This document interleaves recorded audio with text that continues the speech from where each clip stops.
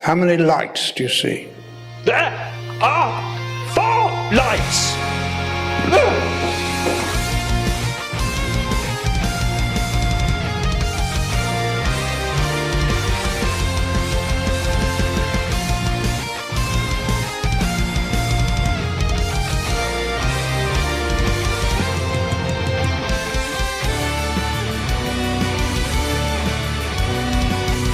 Good afternoon, everyone.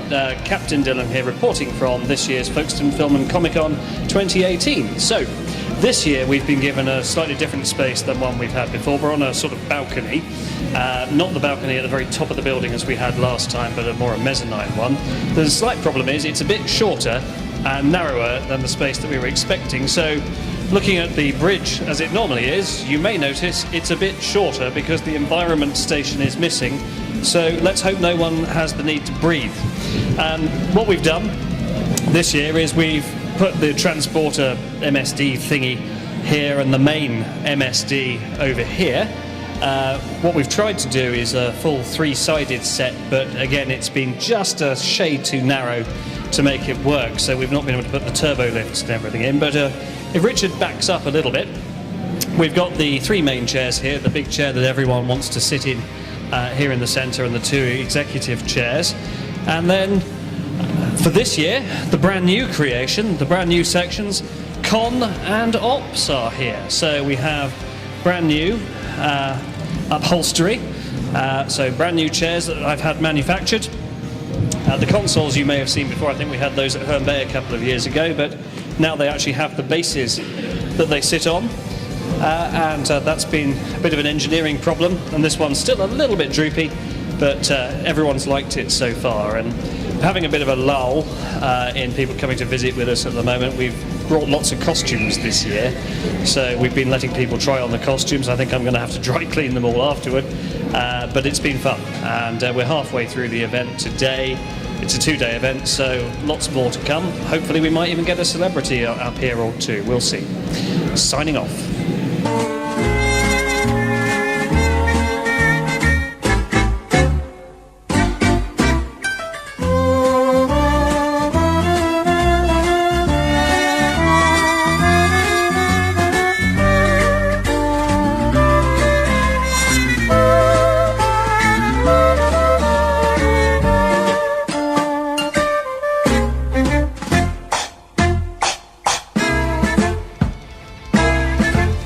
So this is the Channel Suite down in the Lees Cliff Hall, and behind me is the vista of Folkestone Harbour, and this is the area where all the celebrity guests at the Folkestone TV Film and Comic-Con are doing their autographs and signatures. So we've popped down here hoping to grab a couple of interviews. As you can see, there's plenty of people around at the moment, and we'll see who we can get. And once we've spoken to a few actors, perhaps we'll grab a few cosplayers as well. So we'll see you around. Cheers. Good morning. I have the pleasure now of being able to speak with Carolyn Seymour, who's had quite an illustrious career in genre television. And I must admit, Miss Seymour, I hadn't remembered that you'd been in Quantum Leap. Yeah. You were the equivalent of Al, weren't you? The evil. I was the evil version of Al. I can't remember the name of the character. Zoe. And the computer was called Lothos or something. Well, yes, it was, but that was. I think that was my voice. But I can't. That's a long time ago. But Zoe. Early 90s. The early 90s. And of course, Space 1999. Yes, indeed, but only one of those.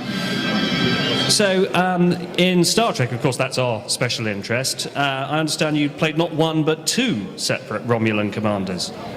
A sub-commander. Oh. Sub-Commander Taris, and then I did Commander Toreth, who was another Romulan, but then I also played Marasta Yale. Ah, yes. And was that the first Contact episode? That was the first Contact episode. She was a great character, and she was supposed to come back, but, you know, she didn't. And then I moved on to Voyager. Ah, yes. Now, in Voyager, you were the mistress of the house in the Hollow novel. Is that right? In the hologram novel, in the Victorian. Yeah, I was in Rebecca. The version it was a Rebecca thing, but the evil housekeeper. And the way that they seem to always cast you is, and forgive me for saying so, slightly sinister characters. Why do you think that is? high cheekbones and a deep voice that works every time in a British accent. British accent, obviously able to act. And obviously able to kill easily and many times. What would be your favourite memory of working on any of the Star Trek series? You know, for me, they were great fun. They were exhausting, but great fun. I got on very well with everybody, so it was a huge laugh, which was essential because I was there from 3 in the morning until 11 at night. As a guest star, you really get to work incredibly long hours. But how is it coming into a large ensemble cast? So when you would have appeared on The Next Generation and Voyager, obviously you have a lot of people who are there working with each other all the time, and you're the guest star. How is that? I have to say that for me on that show in particular, they were all incredibly nice. They were very welcoming. They all said hello. They were very polite. It was lovely. Had been quite a few other shows where people were not quite so pleasant. So I was definitely the newbie in town, and you were sort of hazed. It was hard. Well, it's nice to hear they looked after you. Yeah, they were lovely. One final question, if I may. What would have been your favourite genre role? Oh my lord. Well, always a commander. Yes. Always. Or an ambassador or a queen. Even better. Played those a couple of times. Miss Seymour, thank you very much indeed.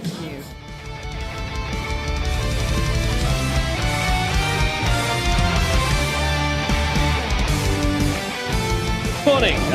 Here we are once again at the Folkestone TV Film and Comic Con. It's day 2, Sunday morning, and as you can see, I've acquired some crew. So I'm going to ask them to introduce themselves and tell you a little bit about what they do on the ship. Hello, my name's Taboob, and I'm here on my first day on the ship. And I'm really excited. Yes, I've got this lovely red outfit, and I can't wait. I've heard that they're the best outfits to wear. And you? Hello, I'm Sasha. Today is my first day on the USS Riker's Beard as well. Super excited to be here, hoping for a really long Starfleet career. Excellent. And you? And I'm Brad, and I've just been assigned to the Riker's Beard, and I'm looking forward to a long and distinguished and injury-free career as a redshirt. You do have a fabulous beard. Well, let's see how they get along, shall we? Oh, no, not again. I'm joined now by Earthshock Cyberman, who's a 1980s Cyberman, and he's the kind of Cyberman who might have gone up against Peter Davison. Good morning, Mr. Cyberman. Good morning. How are you? I'm fine. Did you encounter Mr. Davison yesterday? I see him, but he attacked me last year. Relatively unscathed. I survived, I always do. What is your mission here on Earth? Come to take all the doctors out as possible, and there's some in there now.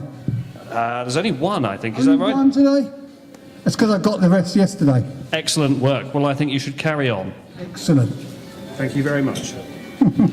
So, it's a real thrill for me to introduce Guy Henry onto our bridge. Guy Henry is, for me, best known as Mr. Hanson from Holby City, but his biggest sci-fi role, I think is fair to say, is as Grand Moff Tarkin in Rogue One, and he's in our captain's chair.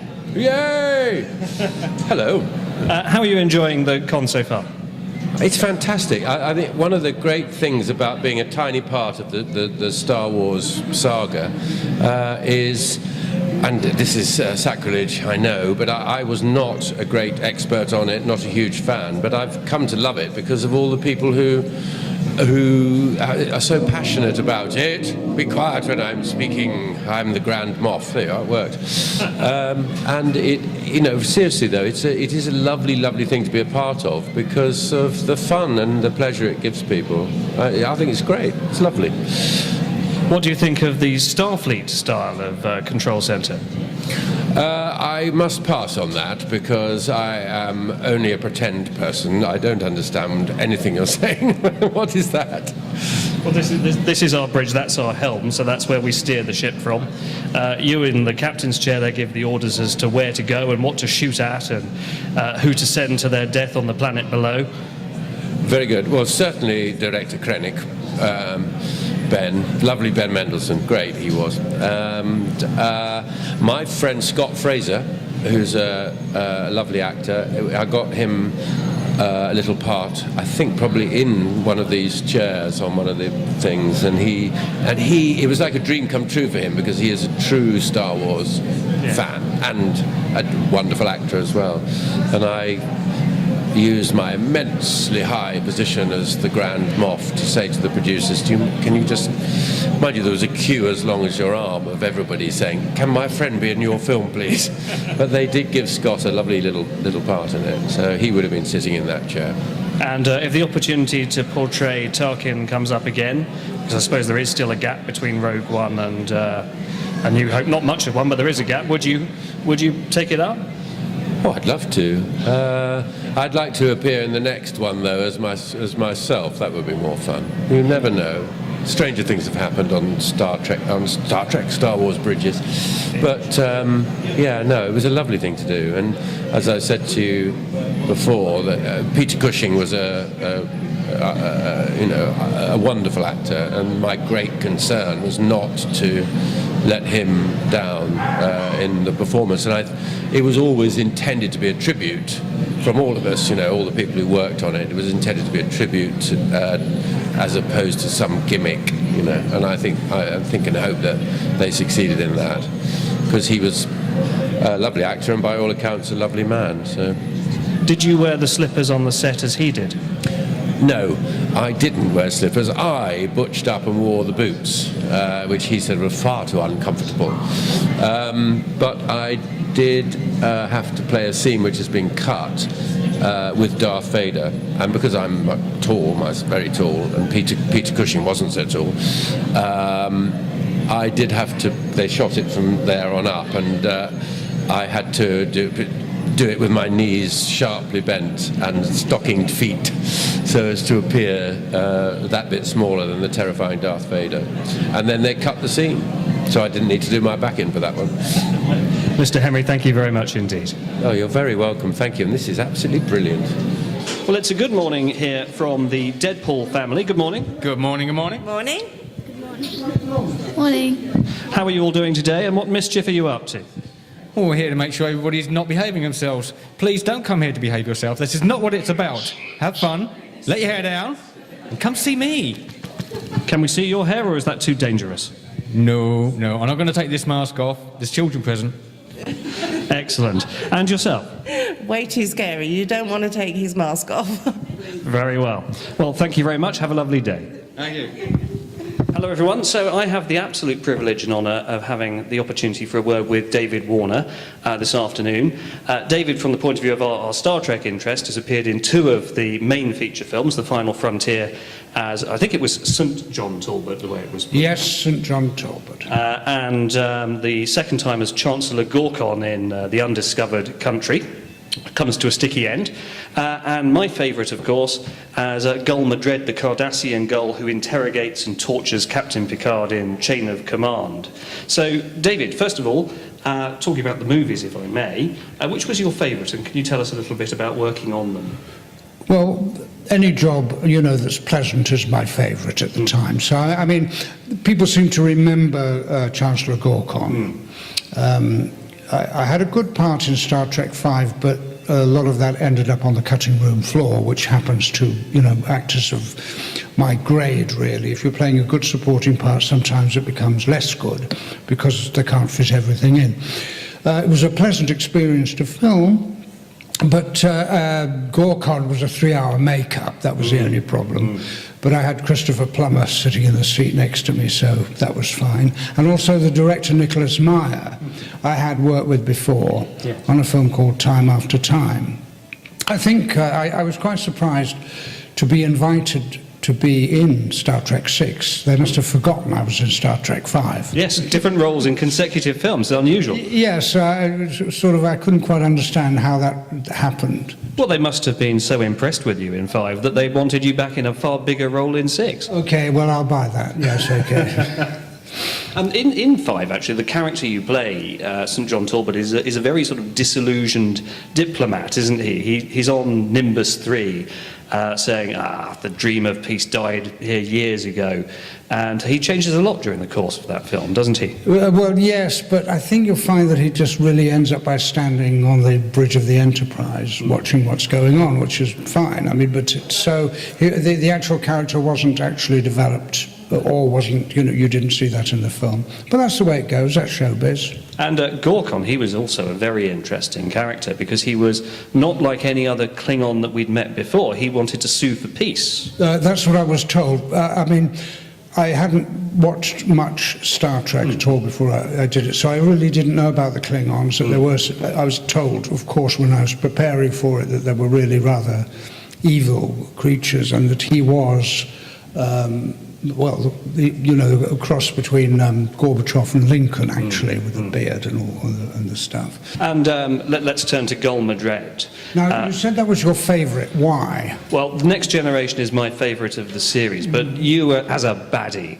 get to really chew the scenery, don't you? And you're opposite Patrick Stewart, and you're so sinister. Tell us about playing the role. Well, I took it at short notice. Somebody fell ill. And so I had 3 days to kind of prepare. I couldn't prepare for it. I couldn't learn it. And Patrick I had worked with in theatre before, Stratford-on-Avon, years ago. So it was great to work with him again. And when I worked with him, he wasn't a star. And of course, when I worked with him, he was a big star. So it was great to have that chance. But I couldn't learn the lines in time. And there's a lot of dialogue. Yes. So that there were I have no problem telling people this. They wrote all the lines up for me so that I wouldn't hold them up by forgetting them all the time.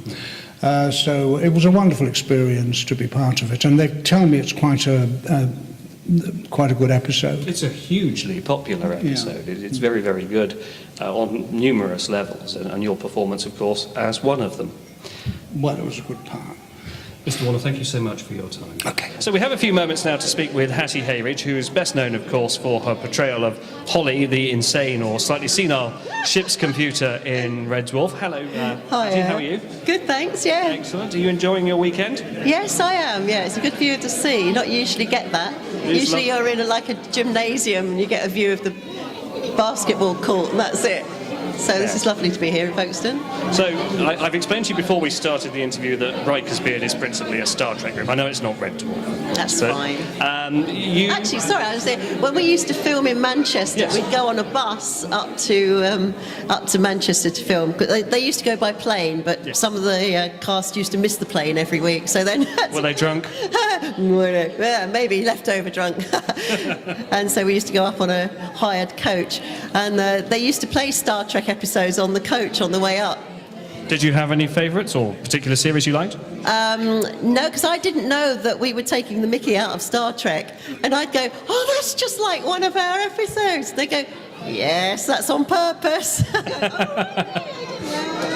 So have you met any cast from any of the Star Trek films or series? Yeah, actually, I sat next to Walter Koenig at a dinner after a Comic-Con. That was Mr. amazing. Chekhov. Yeah, he was great. Had some really funny stories and stuff. He was brilliant. I liked him. Did he know anything about Red Dwarf? I'll say yes. Yeah, it was his favourite show. Yeah, I don't know. Okay. And I did a Comic-Con once in Halifax, Nova Scotia, and Robin Curtis was there, and we got quite friendly. I haven't seen her for years, though. This was a long time ago. And I remember, we went, because there was lots of people coming up to us, and then we went off for a breather. We just, had a little wander down the street. And we thought, oh, where should we go? So we put this map over the bonnet of someone's car and started looking at a map. This was before Google Maps. And this bloke came up and he went, excuse me? And we went, yeah, ready with our Sharpie pens. And he went, can you get that map off of my car bonnet? Really angry. And we went, oh, sorry. And we went, oh, we've been doing too many conventions. One last thought. Holly has come back in Red Dwarf as Norman Lovett at this point. Would you consider doing a spin-off as Holly doing, and this would be funny, stand-up comedy?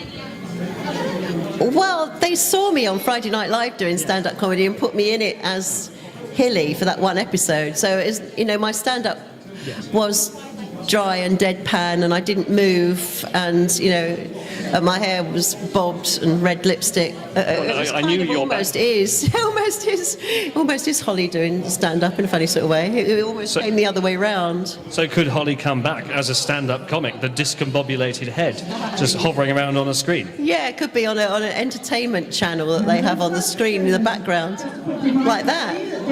Miss Herridge, thank you so much. Thank you.